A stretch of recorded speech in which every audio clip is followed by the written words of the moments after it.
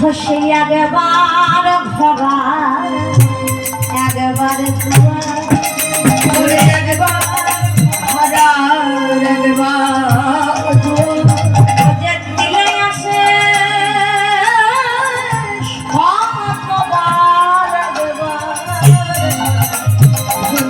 একবার ওরে দণ্ডে সদা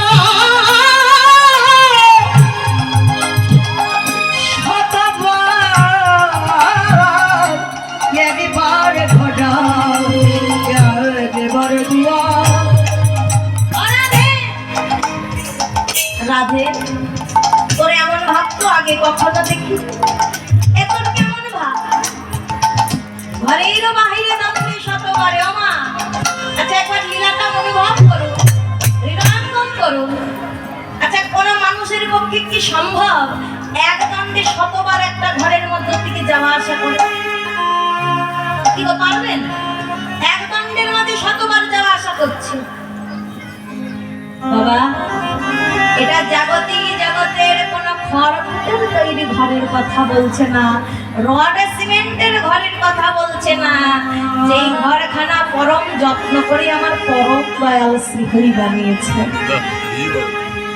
এটা সেই ঘরের কথা বলছে বলে দেহ খাজা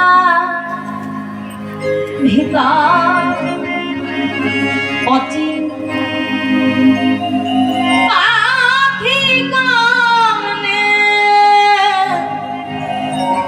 আসে যা তারে ধরতে পারলে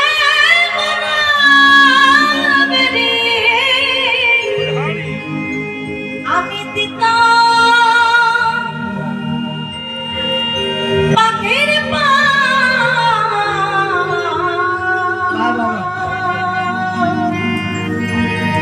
দেহ খাজা ভিতর অচিন পাখি গানে আসে যা বাবা এটাই জগতের নয় এই ঘরটার কথা বলছে বলি আট কুঠুরি নয় বানা যা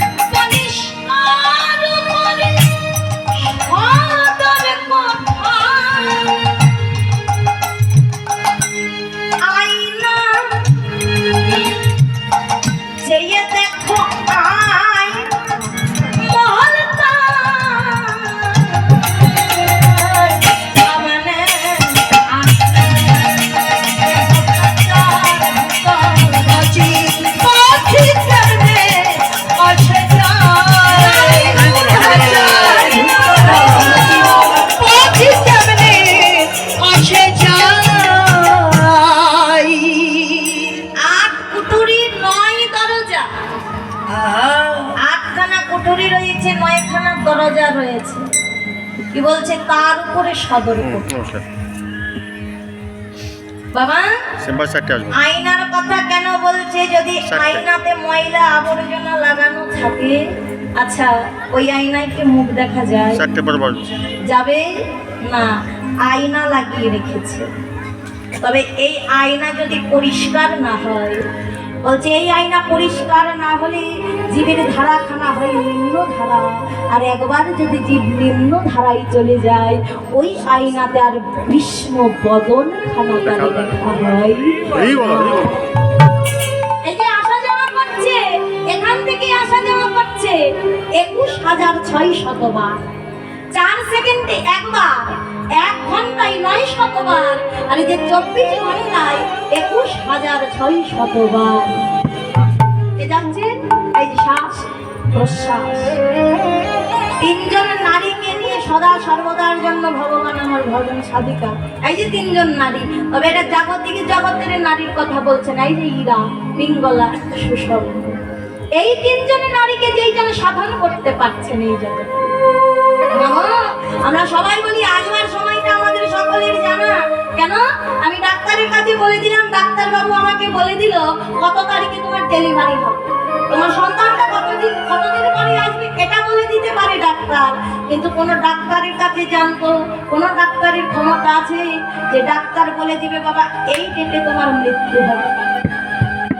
কি গো, পারবে? পারবে না।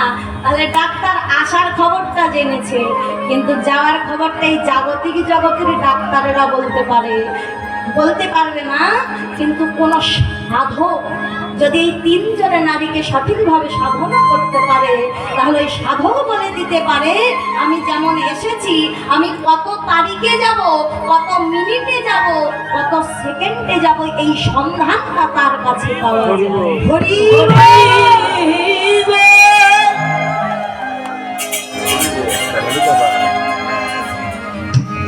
এই যে আসা যাওয়া করছে, তাহলে এই আসা যাওয়াটাকে যেই জনে নিয়ন্ত্রণ করতে পারছে, এই আসা যাওয়া যতক্ষণ নিয়ন্ত্রণ না হয়েছে, বলছে তুমি এখানে যতবার আসা যাওয়া করবে, তোমাকে এখানেও ততবারই আসা যাওয়া করতে হবে।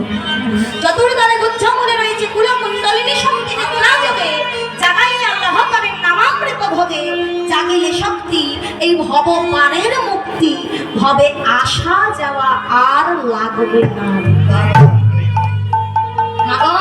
কীর্তন শুনতে গেলাম, কীর্তন শুনে বাড়িতে চলে গেলাম, মনে মনে ভাবছি কীর্তনের আসরে 8 ঘন্টা বসেছিলাম, মানে তো ভগবান পেয়ে গেছে। এই চিন্তানে যদি আমি আসি, বলছি বাবা ও কেবলমাত্র বোকামি। কেন? তুমি যদি মোটা তিলক, মোটা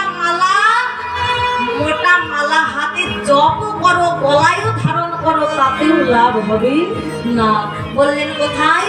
চৈতন্য চরিতামৃত কৃষ্ণদাস কবিরাজ পাদ গোস্বামী, কোটি জনমে করে যদি শ্রবণ কীর্তন, তথাপি না পাবে ব্রজে ব্রজেন্দ্র। বাবা 1-2 জনমের কথা বললো না, বললো কোটি জনম ভর যদি শ্রবণ কীর্তন করা হয়, তারপরেও ভগবান পাওয়া যাবে না যতক্ষণ তুমি সঠিক সন্ধান না করেছো। যতক্ষণ সন্ধান না হয়েছে, ভজনটা সঠিক জায়গায় যতক্ষণ না পৌঁছেছে, লাভ হবে না। বলছে এই যে কুলকুণ্ডলিনী শক্তি যা হয়ে আছে নিম্নগামী, এই নিম্নগামী কুলকুণ্ডলিনীকে বলছে ঊর্ধ্বগামী করো। কারণ নিম্নগামীতে কোনোদিনও কৃষ্ণ পাওয়া যায় না। বলছে কৃষ্ণ পেতে গেলে সর্বপ্রথম ঊর্ধ্বগামী হতে হয়। এই সহস্র গল্পদের নেই হয়। কোথায় বললেন? এই যে আয়না মহল, বাবা আয়না মহল করে রেখেছে। দেখবেন একটা ঘরের মাঝে যদি চারিদিকে আয়না সাজানো থাকে, সব দিকে আয়নায় শুধু লাগানো আছে, আপনি ঘরের মাঝখানে গিয়ে দাঁড়াবেন, সব দিকে আপনার প্রতিচ্ছবি দেখা যাবে। যাবেন? আপনি সব দিকেই দেখতে পাচ্ছেন দাঁড়িয়ে, কিন্তু বুঝতে পারছেন না প্রকৃত আমিটা কি। এই তত্র ভগবান আয়না মহল করে দিয়েছে, সর্বত্র তুমি দেখতে পাবে, কিন্তু যেই না ধরতে যাবে বলছে উধাও হয়ে যাবে, ধরতে পারবে না, কারণ ওখানে কৃষ্ণ নাই। কৃষ্ণ রয়েছে কোথায়? এই সন্ধানটা জানতে গেলে সর্বপ্রথম সদ্গুরু চরণটা আশ্রয় ধরে নিতে। যতক্ষণ গুরু আশ্রয় সঠিক না হয়েছে, বলছে যত দামি দামি কীর্তনিয়া আনো, 35,000, 40,000, 1 লক্ষ, 2 লক্ষ টাকার কীর্তনিয়া এনেও যদি কীর্তন করাও, তারপরেও লাভ হবে না। মাগো আমার বড় একটা অসুখ করেছে, ডাক্তারের কাছে আমি গিয়েছি, ডাক্তার বাবু আমাকে প্রেসক্রিপশনে লিখে দিয়েছে কি কি ওষুধ খেতে হবে। আমি বাড়িতে এসে শুধু ওষুধগুলো পড়ে যাচ্ছি, কি কি খেতে হবে। রোগ সারবে? সারবে না। বলছে রোগ যদি সারাতে হয় পড়লে হবে না, আগে প্রয়োগ করতে হবে, খেতে হবে। কীর্তনিয়ার মুখের বাণী এটা কি? এই যে ভব ব্যাধিতে আমাদের ধরে গেছে, ভব ব্যাধি আমাদের ধরে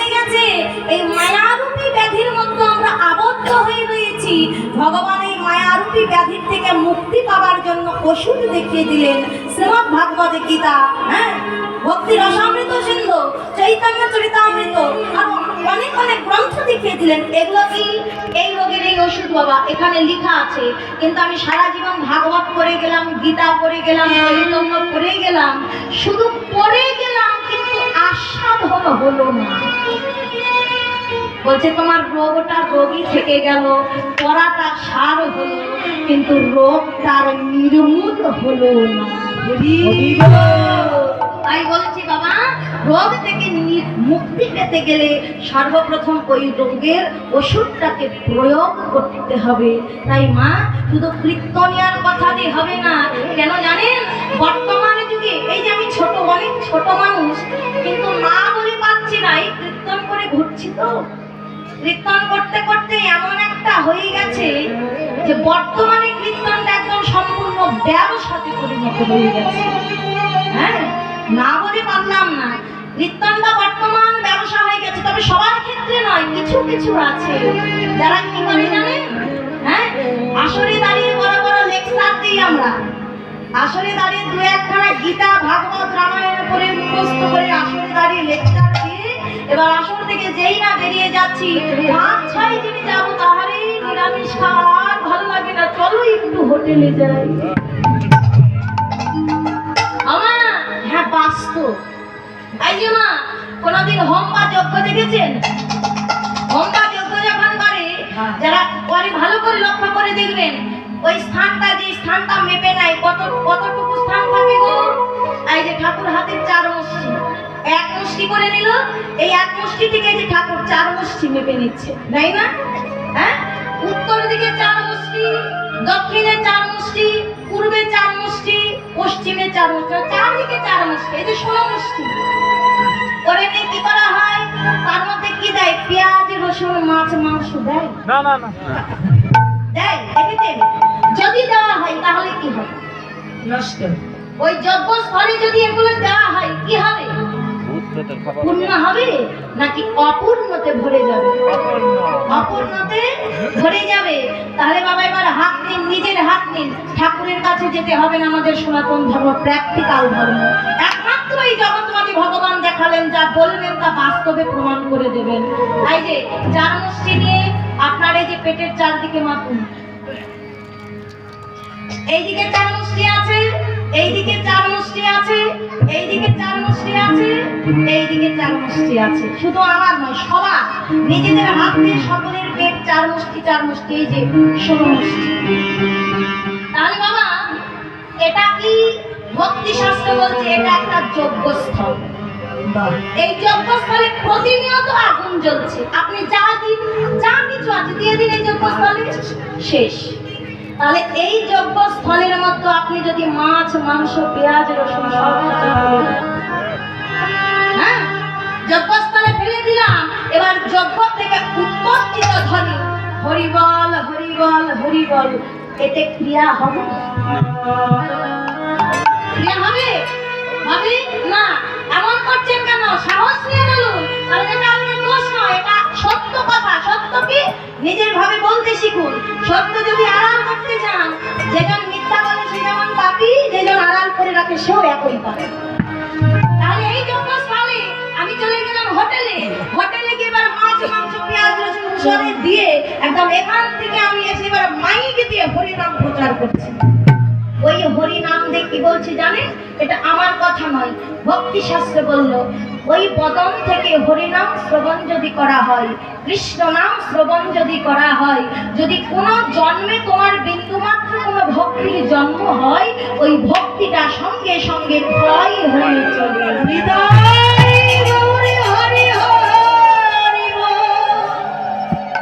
এ কারণে বলবো, শুধু কীর্তনিয়ার মুখের কথার উপরে ভরসা রাখবেন না। তাহলে কিসের প্রয়োজন? কীর্তনিয়ার উপর ভরসা না রেখে বাড়িতে চৈতন্য কিনুন, বাড়িতে গীতা কিনুন। 24টা ঘন্টার মধ্যে 5টা মিনিট আপনি গীতা পড়ুন। আপনার জীবন যদি বদলে না যায়, দীপিকা কীর্তন ছেড়ে দেবো। প্রতিদিন যেটা নাকি গীতা পড়ে, তার জীবন আর অন্যান্য লোকের জীবন হবেই হবে, তার অনেক তফাৎ। তাদের জীবনধারাই পরিবর্তন হয়ে যাবে। তাহলে কীর্তনিয়ারা আসলে দাঁড়িয়ে আমরা এখানে অনেক বড় বড় কীর্তনীয় আছে, আমি আমার মতো যারা তাদের কথা বলছি।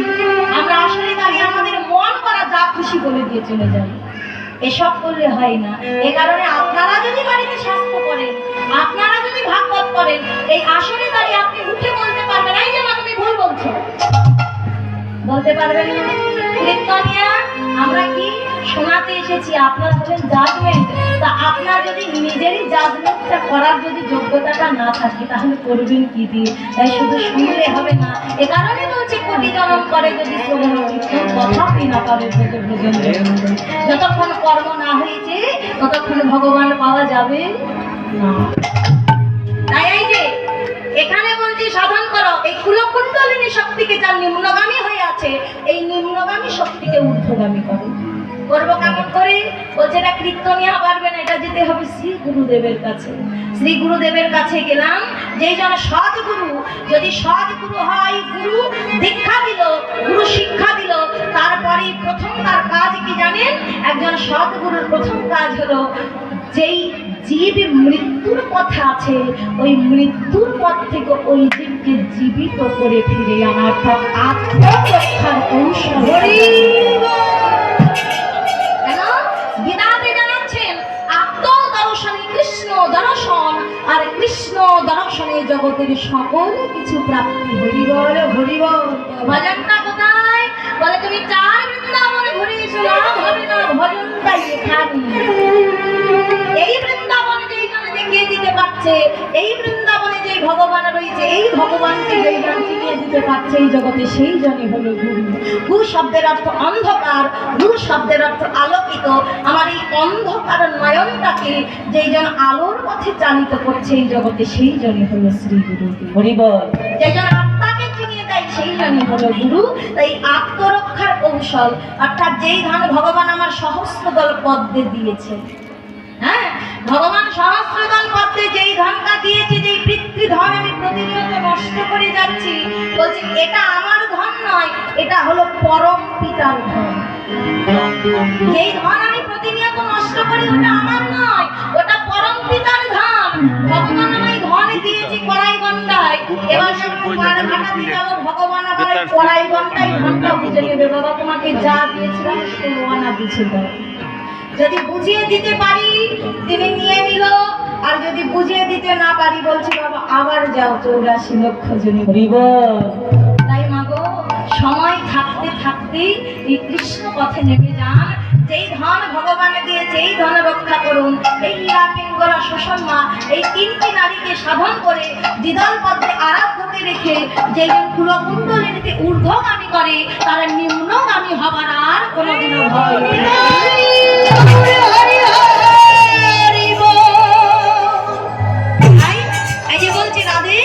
তোকে তো এর আগে এমন দেখিনি, এমন কেন হলি? ও যে সদায় চঞ্চল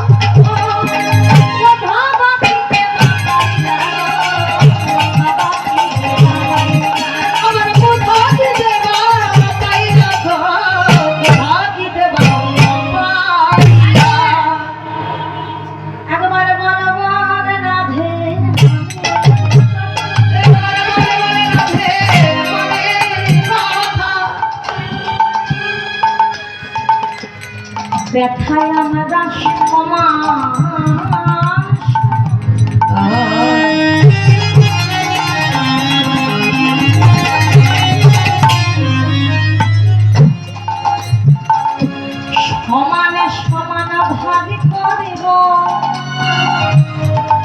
ব্যথা না বলিলে বুঝিব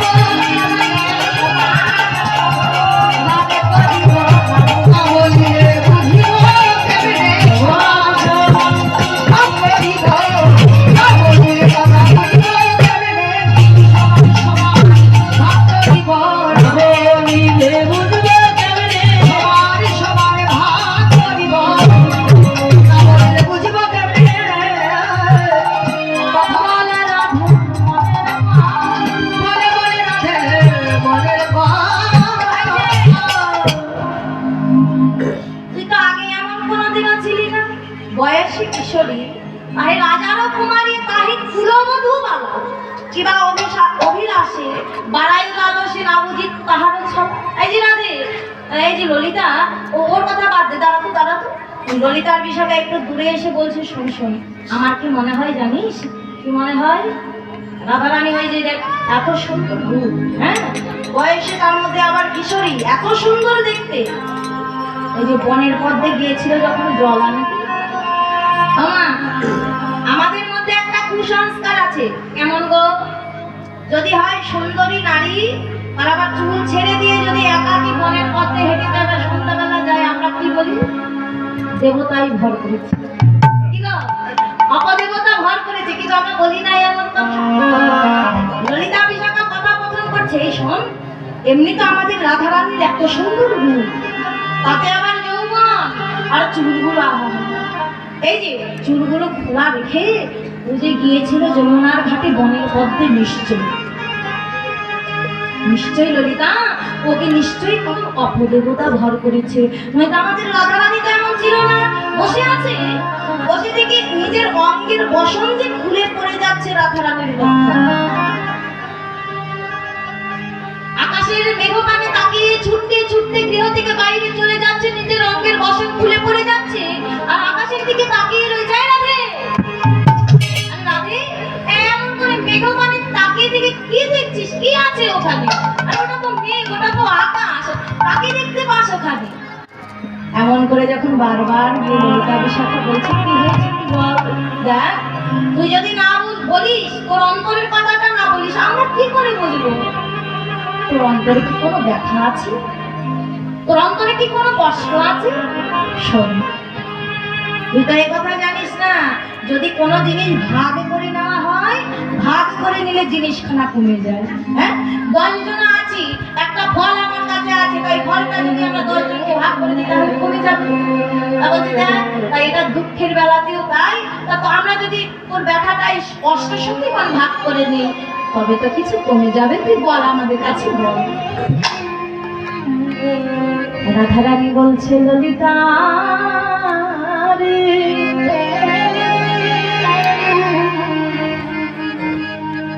আমি গিয়েছিলাম যমুনার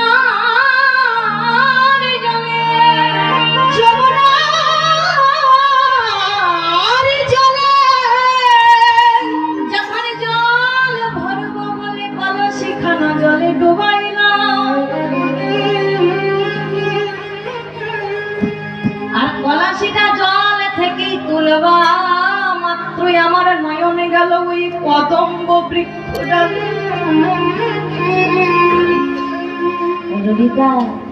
ওই কদম্বের ডালে এমন এক মূরতি ধর রূপের মানুষ দাঁড়িয়ে,